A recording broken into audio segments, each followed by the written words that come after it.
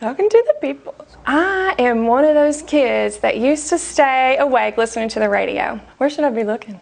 If they would ever let anybody talk on the radio, I would call in and try to do that. I was just in love with radio from a very early age. When I was in college, I was a cocktail waitress at O'Charlie's in Bowling Green. Every Thursday night was Thirsty Thursday. They started having a sales contest where the waitress that sold the most 3-for-1 drinks on that Thursday night won $25. So I made it my personal goal to win that $25 every Thursday. If I can sell 3-for-1 drinks, surely I can sell some radio or something else out there that'll pay off a little bit better. My job doesn't feel like a job. I mean, I come here and I have fun. I would say the majority of our clients are doing advertising the way they've always done it. Yelling at people, saying, come in now, only good till Sunday. And I think that today's consumer is just hip to that. I do counsel my clients on being more believable, trying to relate one-on-one with the customer and talking to the customer in their commercials about the things that are important to the customer,